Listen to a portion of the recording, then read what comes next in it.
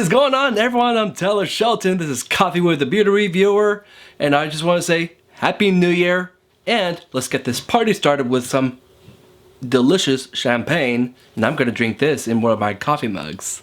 Okay, so just hold for a second.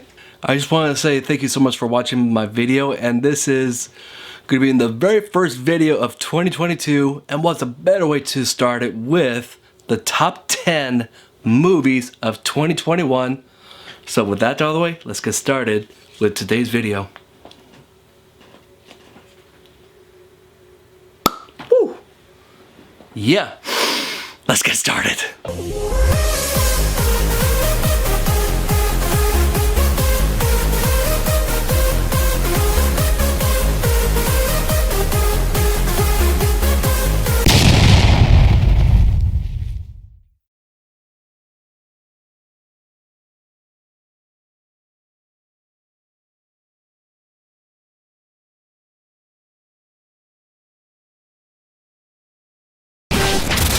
Number 10! So at number 10 is Venom, Let There Be Carnage. All I have to say about this movie is that it's a very fun movie, easy to digest. It's kind of like a Taco Bell movie. It's kind of messy, but easy to digest and a lot of fun. Woody Harrelson, phenomenal as Carnage. Tom Hardy, perfect as Venom as ever. And yeah, that's really all I can say about the movie. It's just a blast, and you will not be disappointed if you're just trying to find a movie that you just want to enjoy some Marvel nonsense. And yeah. Number 9. Number 9 is 007 No Time to Die. The final stage for Daniel Craig for being the titular character of James Bond. And I think he did an incredible job. I think this is by far his best acting skills I've ever seen him in his entire career.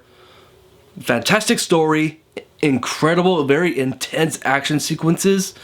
A little bit disappointed in the villain, but easy to digest. But I still feel like that this movie was a fun movie, great action, great story, excellent character development, a solid, good movie. Number 8. Now, Free Guy is just this complete meta PG-13 version of Deadpool. It's just a complete cornucopia of full-on Disney product placement. Like, they just placed in so much references to all their other properties. It was a complete Disney commercial, but it worked. And if you're looking for a good time with Ryan Reynolds and with Taika Waititi, fantastic movie, a lot of fun, a lot of very funny cultural references, a very simple story, but it just felt very meta, it worked, and I think this was just a good, solid movie that you will enjoy with like your friends. Number 7. So at number 7 is Shang-Chi and the Legend of the Ten Rings. This is definitely one of the most beautiful movies I've seen in recent memory, especially when it came to Marvel films, because you really see just kind of like the grounded element of kung fu, and then with kind of like that Marvel nonsense in the third act, but it all just blends very well together. The fight choreography is absolutely amazing. Reminded me of kind of like watching a Jackie Chan movie. That's what it felt like, but just Marvelized.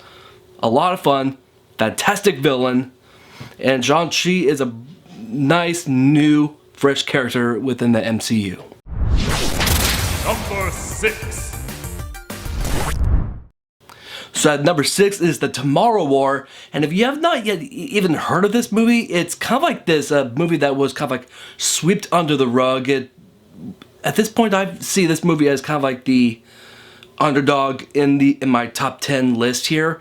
It's just because that it was only a Amazon made movie with Chris Pratt and Yvonne Strahovski. I remember her when she was in Chuck, but it's a really great movie. I think you would really enjoy it. It's got like the most interesting twists and turns, and overall I just really found myself on the edge of my seat when I first saw it, and it just made me just go like, So how does the whole time travel work? Like, it just has a nice hint of fantasy with some family elements. I mean, the whole concept of the movie is all about family and how your legacy is going to be. And overall, Chris Pratt, fantastic. And J.K. Simmons, brooding as ever. I did not see JJ. I did not. All I saw was a brand new character from J.K. Simmons. Great job. Number 5. At number 5 is Dune, and Dune was just one of those movies that I was a little bit like, am I gonna hate it or am I gonna love it? It just felt like it was just one of those movies because I knew going in is that this is a part 1 of a series, and I'm all like, don't make it feel like it's gonna be a part 1 in a series, because I wanted it to feel self-contained. Because I actually have read the book before. I've seen the 80s movie, so there was a lot of hype going into this movie, just knowing that it has a big cast. But man, it delivered.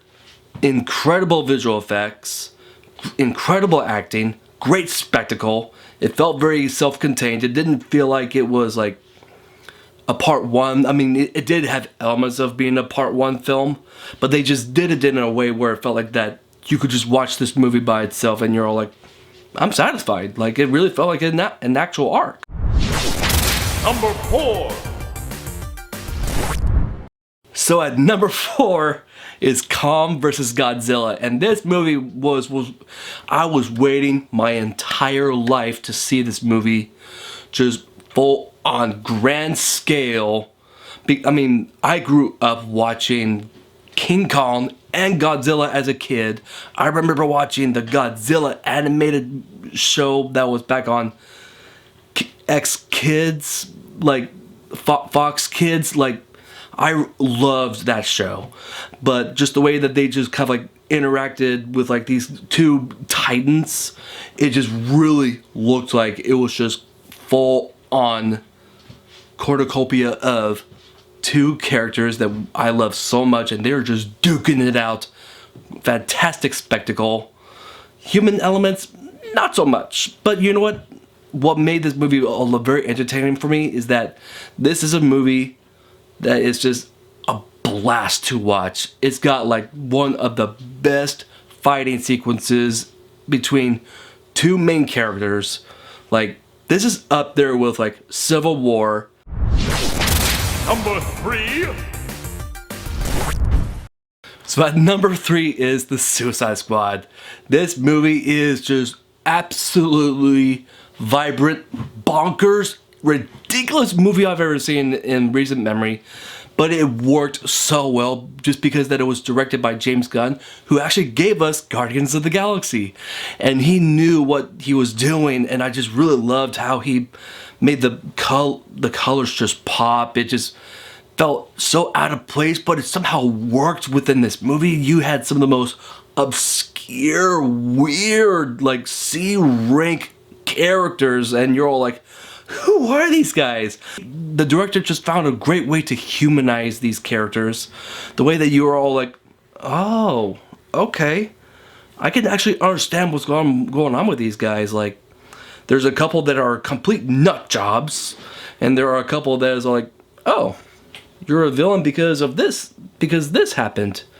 So you just see a lot of characters that is kind of like a victim of where they came from. And that's what led them to become villains or anti-heroes. But you know what? Incredible characters, just a fun story, and by far one of the funniest comic book movies in history. Like, Number 2. at number 2 is Spiderman No Way Home. This movie needs no introduction because you know what? By far one of the complete godsend of a film. Tobey Maguire, Andrew Garfield, Alfred Molina, Willem Dafoe, Thomas Hayden Church. Like, when I saw all the characters, I'm like, they actually did it, they did it, oh my gosh. And there was also one particular scene that I'm like, That's the meme. That's the meme. But like, this is just one of the movies that just put a smile on my face from beginning to end. Incredible storytelling. This is definitely Tom Holland's best acting in his career. I mean, this is the quintessential Spider-Man movie in regards to kind of like Tom Holland's films as Spider-Man, because like you see him as a character that he's kind of like this underdog kind of a hero, but this is the movie where he really became Spider-Man. But it was all thanks to the guidance of Andrew Garfield and Tobey Maguire, training him and helping him to become the Spider-Man that he is. Number 1. Zack Snyder's Justice League is my number one favorite movie of 2021, and with really good reason, because this is a movie that we all wanted from the beginning, because back in 2017 there was a Justice League movie that came out directed by Joss Whedon, which I thought was going to be a good call because he actually did work on the first two Avengers, and I'm like, okay. But then some news came out, and then just a lot more information came out, and I'm like, no. But then when I heard that there were actual personal things going on with Zack Snyder with his daughter, and I'm like, WB, what have you done? Because this was, the 2017 version was a complete crap fest. It was not Zack Snyder's vision. But then the audience, even myself, we were shouting and going like, bring on Zack Snyder's Justice League, and they were all like, okay, we will do it. Zack Snyder, can you come back in and just give us the movie that you had visioned? And he delivered. This movie is by far one of the most beautiful superhero films I've ever seen in my entire life, because just seeing an actual vision by a creative director, specifically Zack Snyder, because he's done superhero films before, but man, this was just like the quintessential Justice League movie that I've always wanted. And I am just saying, restore the Snyderverse. I'm talking to you, Warner Brothers, put it on. And I am dead serious about this movie. Is that best acting by everyone involved, and Ray Fisher, keep him around, because he was the heart and soul of Zack Snyder's Justice League. The cyborg we wanted. Ezra Miller as the Flash, keep him around. Ben Affleck, fantastic. Gal Gadot, Henry Cavill, Jason Momoa, just a big cast. Everyone was there, and I'm all like, yes, this is the Justice League that we all wanted.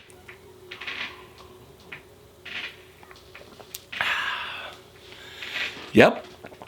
Happy New Year's, everyone. So I just want to say thank you so much for watching my stuff in 2021. And I'm going to keep on growing and developing this channel even far more than I've ever done in the past 2 years. And I just want to say thank you to everyone that has ever been involved this year, and even from the previous year. Because this is definitely like the most active I've ever been on my channel. And I just want to give a shout out to people like the Another Zelda podcast, who was there to review Zelda with me. The podcast pod guys, thank you so much for being part of this journey. The Culture Marauders, and much more that was involved in this channel. And I just want to, from the bottom of my heart, thank you so much for being part of this community. And Happy New Year's to all of you. And I will see you guys next time.